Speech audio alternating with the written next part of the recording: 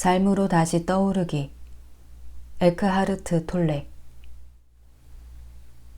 대부분의 사람들은 머릿속 목소리, 자기도 모르게 쉼없이 일어나는 강박적인 생각의 흐름과 그것에 동반하는 감정들, 너무도 완전히 동일화되어 있기 때문에 우리는 그것을 자신의 마음에 소유당한 상태라고 말할 수도 있다. 그런 상태임을 전혀 알아차리지 못하는 한 당신은 그 생각하는 자를 자기 자신이라고 여기게 된다. 이것이 에고가 지배하는 마음이다.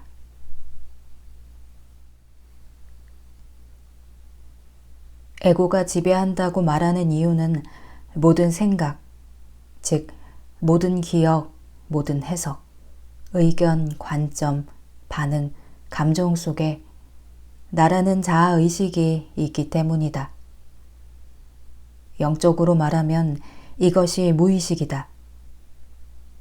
당연히 당신의 생각, 다시 말해 당신 마음속 내용물은 성장 배경, 문화, 가족 배경 등 과거에 의해 조건지어져 있다. 모든 마음 활동의 중심은 집요하게 반복되는 생각들, 감정들, 반응 형태 등 당신이 가장 강하게 동일화되어 있는 것들로 이루어져 있다. 이 독립체가 에고 그 자체이다. 당신이 나라고 말할 때 대부분의 경우 그것은 당신 자신이 아니라 에고가 말하고 있는 것이다. 에고는 생각과 감정, 당신이 나와 나의 이야기로서 자신과 동일시하는 기억의 덩어리들, 부지불식간에 연출하는 습관적인 역할들로 구성되어 있다. 그리고 국적, 종교, 인종, 사회적 지위, 정치적 충성 같은 집단적 동일화도 포함된다. 그것은 또한 재산뿐 아니라 견해, 외모, 오래된 원망, 남보다 우월하거나 열등감, 성공한 자와 실패한 자라는 개인적인 정체성도 포함한다.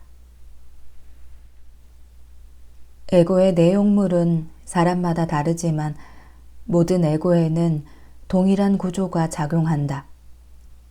다시 말해 에고는 단지 표면에서만 다를 뿐 깊은 아래에서는 모두가 같다. 에고는 동일화와 분리를 먹고 산다. 당신이 생각과 감정으로 이루어진 마음이 만들어낸 자아, 즉 에고를 통해 살아간다면 그 정체성의 기반은 위태로울 수밖에 없다. 왜냐하면 생각과 감정은 본래 변화하기 쉽고 덧없는 것들이기 때문이다. 그래서 에고는 스스로를 보호하고 확장하려고 노력하면서 생존을 위해 계속해서 쌓을 수밖에 없다. 나라는 생각을 유지하기 위해 에고는 그 반대 생각인 남이 필요하다. 개념적 나는 개념적 남이 없으면 생존할 수 없다. 남은 내가 그들을 적으로 간주할 때 가장 확실한 남이 된다. 에고가 지배하는 이 무의식적인 행동 양식의 한쪽 끝에는 남의 잘못을 찾아내고 불평하는 에고의 강박적인 습관이 놓여 있다. 불만은 에고가 자기를 강화하기 위해 선호하는 전략 중 하나이다. 모든 불만은 마음이 만든, 당신이 완전히 믿고 있는 작은 이야기이다. 불만을 큰 소리로 말하든 단지 생각 속에서만 하든 차이가 없다. 자기와 동일시하는 것을 그다지 많이 갖고 있지 않으면서 불만만으로 즐겁게 생존하는 에고도 있다. 그런 에고의 포로가 되면 특히 다른 사람들에 대해 불만이 습관이 되고 당연히 무의식적으로 일어난다. 무의식적이기 때문에 본인은 자신이 무엇을 하고 있는지 알지 못한다. 그 사람의 면전에 대고 하든 혹은 흔히 하듯이 당사자가 없는 자리에서 하든 심지어 생각 속에서만 하든 타인에 대해 부정적인 마음속 분류표를 붙이는 것은 이 패턴의 주된 부분이다. 욕하기는 이런 분류표 붙이기에 가장 노골적인 형태이며 자신이 옳다고 주장하면서 남들을 이기려는 에고의 욕구를 충족시키기 위함이다. 이 무의식 바로 아래쪽 차원에서 당신은 고함치고 소리 지르고 있으며 또한 그보다 별로 깊지 않은 곳에 물리적 폭력이 있다. 분함은 불만과 함께 따라오는 감정이자 사람들에게 마음속 분류표를 붙이는 일이며 이것은 에고에게 더 많은 에너지를 보태준다. 분함은 억울해하고 분개하고 자신이 부당하게 상처받았다고 느끼는 것이다. 당신은 다른 사람들의 탐욕, 부정직, 진실성 부족, 현재 그들이 하고 있는 것과 과거에 한 짓, 그들이 말한 것, 그들이 하지 않은 것, 했어야 하며 하지 말았어야 하는 것 등에 대해 계속해서 분개한다. 에고는 그것을 매우 좋아한다. 에고는 다른 사람들의 무의식을 눈감아 주지 않고 그것을 아예 그들의 정체성으로 만들어버린다. 누가 그렇게 하는가? 바로 당신 안의 무의식, 에고가 그렇게 하는 것이다. 때로는 다른 사람들에게서 발견하는 잘못이 실제로는 존재하지 않는 것일 수도 있다. 완전히 오해이며 적을 만들어 자신이 옳고 우월함을 느끼도록 조건지어진 자기 마음의 투영일 수가 있다. 잘못이 실제로 있다고 해도 그것에만 집중해 다른 모든 것을 배제함으로써 그 잘못을 확대하는 경우도 흔하다. 당신이 반응하는 다른 사람 안에 있는 그것을 당신은 자신 안에서 강화시키는 것이다. 다른 사람의 에고에 대응하지 않는 것이 자신의 에고를 뛰어넘을 뿐 아니라 인간의 집단적 에고를 소멸시키는 가장 효과적인 방법 중 하나이다. 하지만 누군가의 행동이 에고에서 나온 것이며 인간의 집단적 기능장애의 표현임을 알아차릴 수 있을 때만 그것에 대해 대응하지 않는 것이 가능하다.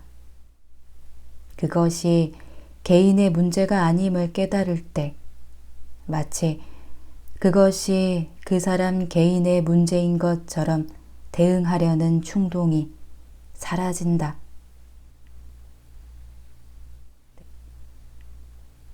최고의 보호장치는 깨어있는 의식을 갖는 일이다. 당신이 에고라는 무의식을 그 개인의 문제로 분류하면 누군가는 적이 된다. 대응하지 않는 것은 허약함이 아니라 강함이다. 대응하지 않는 것의 다른 말이 용서이다. 용서한다는 것은 눈 감아 준다는 것. 더 정확히 말하면 본질을 꿰뚫어 보는 것이다. 에고를 꿰뚫어 모든 인간 존재의 본질인 온전한 정신을 보는 것이다. 에고는 다른 사람들뿐 아니라 상황에 대해서도 불평하고 분개하기를 좋아한다. 사람에 대해 가능한 것은 상황에 대해서도 가능하다. 즉, 상황을 적으로 만드는 것이다. 이 일은 일어나서는 안 돼. 나는 이런 곳에 있고 싶지 않아. 이런 일은 하고 싶지 않아. 나는 불공평한 대접을 받고 있어. 물론 에고의 가장 큰 적은 지금 이 순간, 즉 삶 그 자체이다. 누군가에게 실수와 부족한 점을 말해주어 바로잡는 것과 불만을 혼동해서는 안 된다. 불만을 품지 않는 것이 반드시 나쁜 품질이나 악한 행동을 참고 견디는 것은 아니다. 수프가 식었기 때문에 종업원에게 따뜻하게 데울 필요가 있다고 말하는 것은 에고가 아니다. 사실을 말하기 때문이며 사실은 언제나 중립이다. 어떻게 나한테 다 식어빠진 수프를 갖다 줄 수 있지? 이것은 불만이다. 여기에는 나한테라는 의식이 있고 식은 수프에 개인적인 모욕을 느껴 소란을 피우는 나. 누군가가 잘못되었다고 만들기를 즐기는 나가 있다. 이 불만은 변화를 일으키는 것이 아니라 에고를 기쁘게 하는데 도움이 될 뿐이다. 때로는 실제로 에고가 변화를 원하지 않고 있음이 명백한 경우도 있다. 그러면 계속 불평하고 불만스러워 할 수 있기 때문이다. 무엇인가에 불만스러워하는 바로 그 순간 머릿속 목소리를 잡아챌 수 있는지, 즉 알아차릴 수 있는지, 그리고 그것의 정체를 알아볼 수 있는지 시험해 보는 것도 좋다. 조건지어진 마음의 방식, 하나의 생각에 불과한 그 에고의 목소리를, 그리고 그 목소리를 알아차릴 때마다 당신은 자신이 그 목소리가 아니라 그 목소리를 알아차리는 자라는 것을 깨달을 것이다. 실제로는 그 목소리를 알아차리는 그 알아차림의 본래의 당신이다. 배경에는 알아차림이 있고 전면에는 그 목소리, 즉 생각하는 자가 있다. 이런 방식으로 당신은 에고로부터 해방되고 관찰되지 않은 마음으로부터 자유로워진다. 자신 안의 에고를 알아차리는 순간, 그것은 엄밀히 말하면 더 이상 에고가 아니라 단지 오랫동안 조건지어진 마음의 방식일 뿐이다. 에고는 알아차림이 없는 상태를 의미한다. 알아차림과 에고는 공존할 수 없다. 오래된 마음의 방식이나 생각의 습관은 당분간은 여전히 살아남아 다시 찾아올 수도 있다. 왜냐하면 그것의 배후에는 수천 년 동안 계속되어 온 인간의 집단적 무의식이 가진 추진력이 있기 때문이다. 하지만 알아차릴 때마다 매번 힘이 약해질 것이다. 자신이 옳다고 여기는 것만큼 에고를 더 강화시켜주는 것은 없다. 옳다는 것은 하나의 관점, 의견, 판단, 이야기 등과 같은 정신적 입장을 자기와 동일시하는 것이다. 그런데 자신이 옳기 위해서는 당연히 틀린 누군가가 필요하다. 그래서 에고는 옳기 위해 누군가를 틀리게 만들기를 매우 좋아한다. 바꿔 말해 자신의 더 강한 자아의식을 얻기 위해 다른 사람들을 틀리게 만들 필요가 있다. 사람뿐만이 아니라 상황도 불만과 반응을 통해 틀린 것으로 만들 수 있다. 이런 일은 일어나면 안 돼 라고 말하는 것이다. 의심할 여지 없이 사실은 존재한다. 만약 당신이 빛은 소리보다 빠르다 라고 말하는데 누군가 정반대라고 주장한다면 당연히 당신이 옳고 그가 틀리다. 당신이 진실이라고 알고 있는 것을 단순하게 말한다면 에고는 전혀 개입해 있지 않다. 자기 동일화가 없기 때문이다. 마음과의 동일화, 그리고 자신의 정신적 입장과의 동일화. 이 동일화는 쉽게 끼어들 수 있다. 만약 당신이 내 말을 믿어, 내가 잘 아니까 하고 주장하거나 왜 늘 내 말을 믿지 않지? 하고 말하는 자신을 발견한다면 그곳에 이미 에고가 끼어든 것이다. 에고는 나라는 작은 단어 뒤에 숨어 있다. 빛은 소리보다 빠르다라는 단순한 발언은 진리이지만 이제 그것은 에고라는 환상을 위해 이용되고 있다. 나라는 허구의 느낌에 오염된 것이다. 이제 그것은 개인적인 것이 되고 정신적 입장으로 바뀌었다. 누군가가 내가 한 말을 믿지 않으면 나는 위축되거나 모욕을 당했다고 느낀다. 에고는 모든 것을 개인적으로 받아들인다. 감정이 일어나고 방어 심리와 심지어 공격성까지 나타난다. 당신은 진실을 방어하려 하는가? 그렇지 않다. 어떤 경우든 진실은 방어를 필요로 하지 않는다. 빛도 소리도 당신과 누군가가 어떻게 생각하든 상관하지 않는다. 당신은 자기 자신을 방어하고 있는 것이다. 더 정확히 말해 자기 자신이라는 환상, 마음이 만들어낸 대체물을 방어하는 것이다.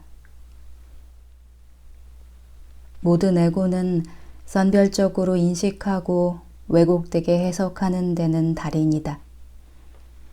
생각을 통해서가 아니라 오직 알아차림을 통해서만 사실과 의견 차이를 구분할 수 있다.